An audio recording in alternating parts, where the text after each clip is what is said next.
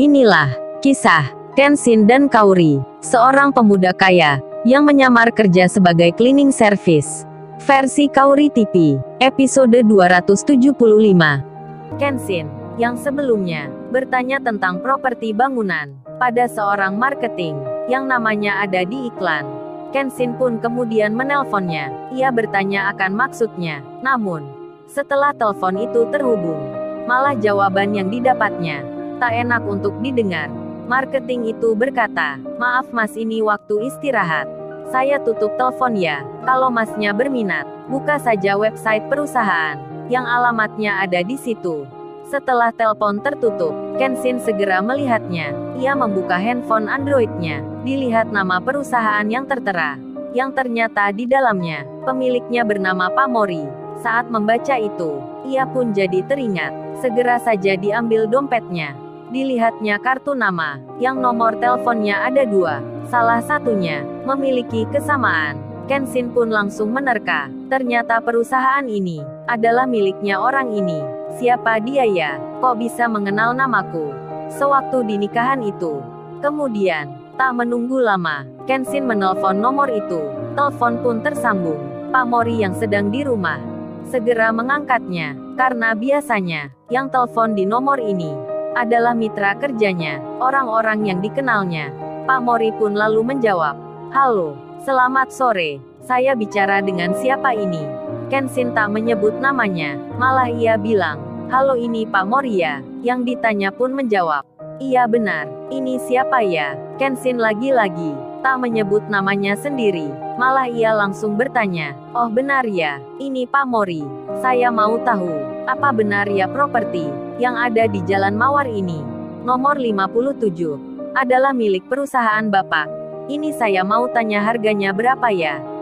Pak Mori yang mendapat pertanyaan itu langsung terkejut, karena hal ini adalah urusan pegawainya. Lalu Pak Mori itu berkata, "Maaf ya mas, bukannya di situ ada tulisan nama marketingnya ya? Kenapa nggak tanya dan telepon orangnya? Terus nomor saya ini tahu dari mana?"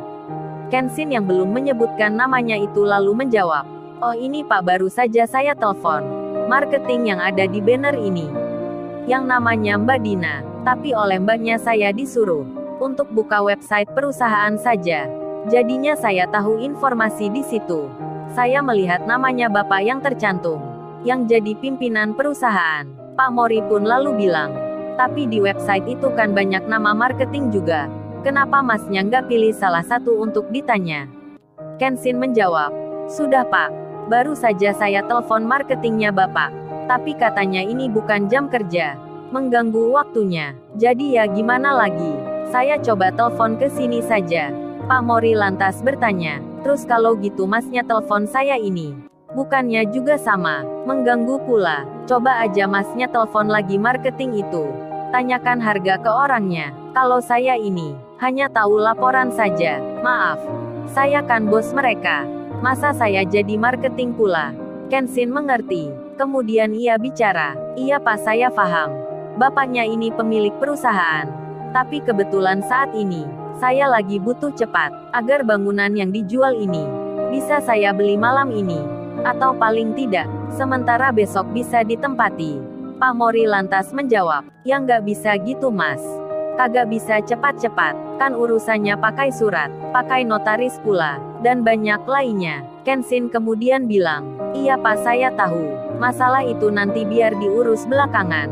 Yang penting besok sudah bisa ditempati." Mendengar hal tersebut, Pak Mori pun mengira, yang telepon ini mungkin orang gila, atau orang kurang kerjaan, atau dari pihak properti lain yang mengganggu bisnisnya. Pak Mori itu pun lalu berucap, "Waduh mas, maaf ya nggak bisa.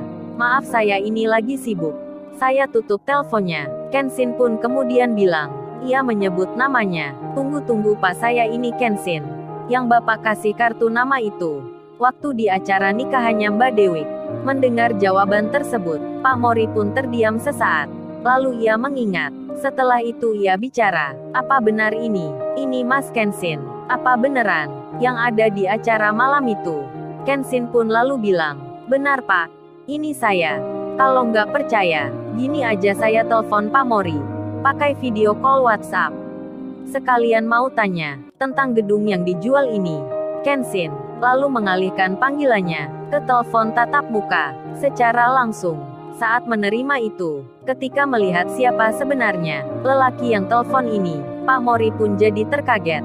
Wajahnya nampak terkejut. Lalu ia berkata, "Loh ini benar-benar Mas Kenshin nih. Saya minta maaf kalau gitu. Saya tadi nggak sopan. Maafkan saya sekali lagi." Pak Mori lalu berucap, mengulangi lagi perkataannya. "Maafkan saya ya Mas. Tuan muda, saya tadi nggak mengerti. Saya siap. Apa yang bisa saya bantu?" Kenshin yang duduk sendiri.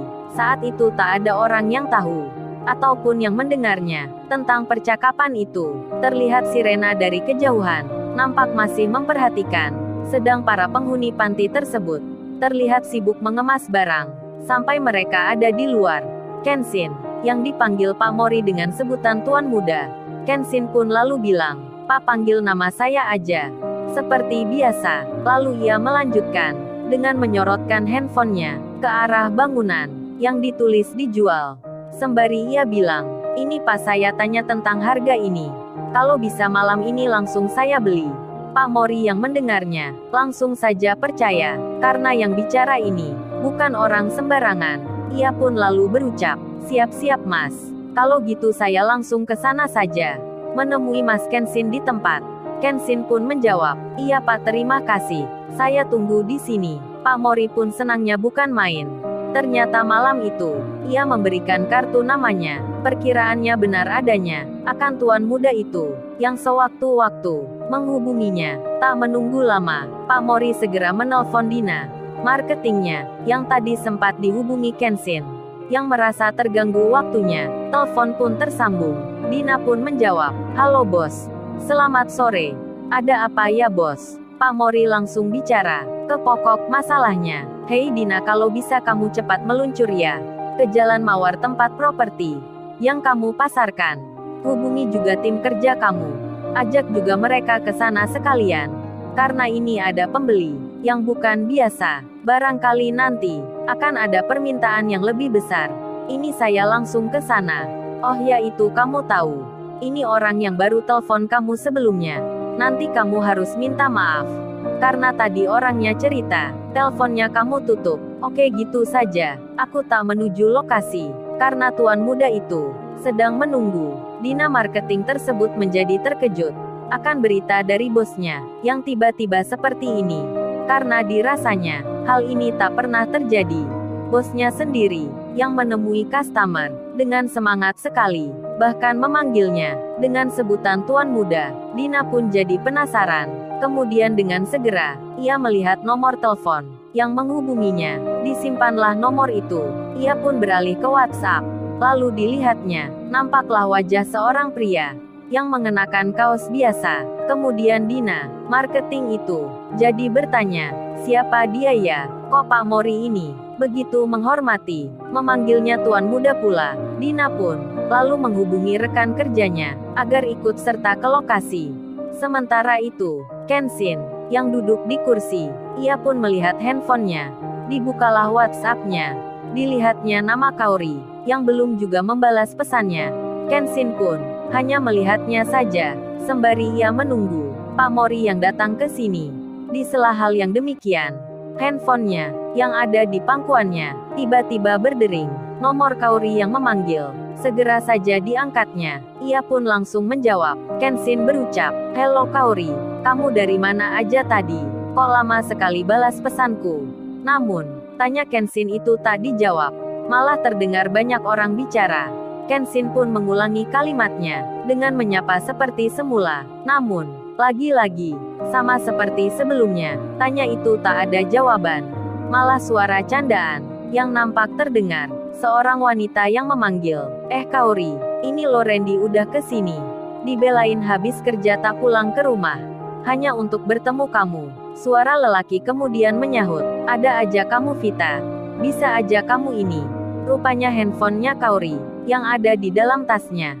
Tak sengaja tertekan tombolnya, sedang menghubungi Kenshin dan Vita temannya itu. Ternyata di waktu sebelumnya, ia memberi kabar ke Randy akan jalan bersama Kaori di cafe mall ini. Jadinya, di sore yang telah gelap, Kenshin mendengar kalimat yang begitu mengejutkan. Kaori pun demikian. Ia tak menyadari akan hal yang terjadi. Lalu, bagaimana kisah selanjutnya? Subscribe channel ini untuk episode berikutnya. Terima kasih.